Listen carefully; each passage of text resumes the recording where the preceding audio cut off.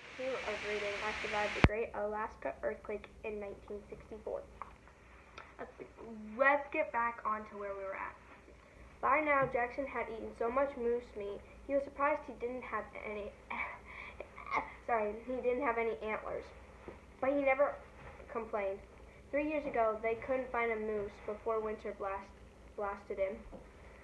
They barely had any meat all winter. Luckily, they had their winter supply of rice and beans and noodles.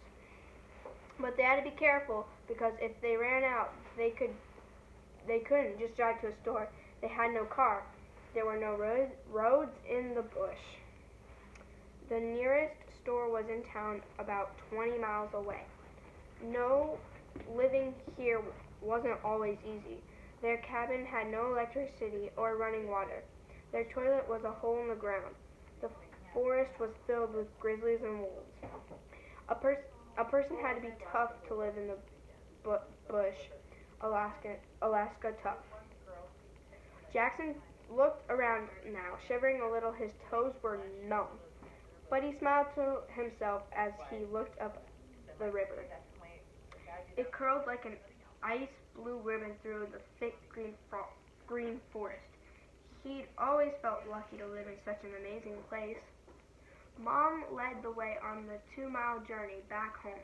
The sun was starting to go down when the cabin finally came into sight. It was small and plain, just 4 walls made of logs, with moss stuffed into the cracks to keep it out the cold. They were a few steps from the front porch when Mom stopped short.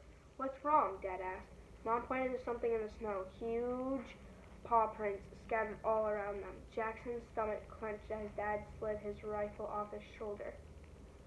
Only one animal left a track like that. A grizzly. Dun dun dun.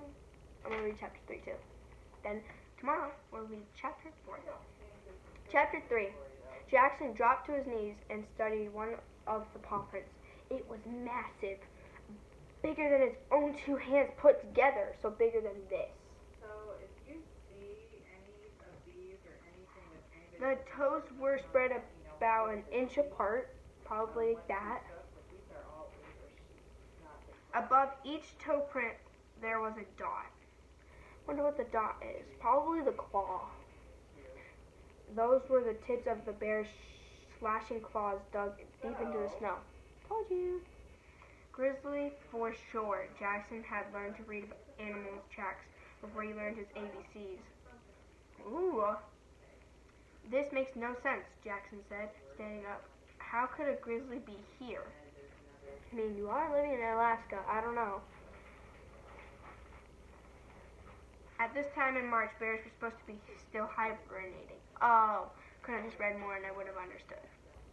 During the fall, they gorged themselves on roots and fish and whatever food they could find. They curled up in hollow trees or beneath rocky ledges and went into a kind of sleep.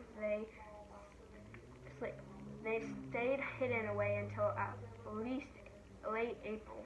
That was one good thing about winter in Alaska. No worrying about grizzlies. "It's a winter bear," Mom said in a low voice. The 2 words winter bear turned Jackson's blood to ice. It was what they called a grizzly that came out of hibernating before it was supposed to. Winter bears were rare. Jackson had never seen one with his own eyes. He had heard terrifying stories about bears that crawled out of their dens way too early, desperately hungry. But where could a bear find food in the winter? Fish were sealed away under the thick ice. Small animals were tunneled into winter dens deep below the frozen ground. Berry bushes were bare. That's why winter bears found their way to cabins, to humans. It was rare for a grizzly bear to attack a person. But winter bears were different. They would eat anything or anyone they could find. "Stay close together," Mom said. Now. Dad clutched his rifle. He never shot an animal unless he had a good reason. Jackson hoped this wasn't one of those times. Jackson narrowed his eyes, searching for the bear in the gathering darkness. He saw a pile of its scat, grizzly poop, and more huge paw prints, but he couldn't see the bear anywhere. Could it be gone? Mom asked. Jackson's hopes rose. But then came a loud crash from inside the cabin. Jackson's heart stopped. The winter bear. That beast was in our home. We have to stop it, Mom cried, longing forward. Deb, Dad barked, grabbing Mom's arm. You know that's too dangerous. But Bruce, all of our food, the jars that fill our kitchen shelves, the preserved moose meat, jams and berries. The can of salmon. They were saving for Dad's birthday next month.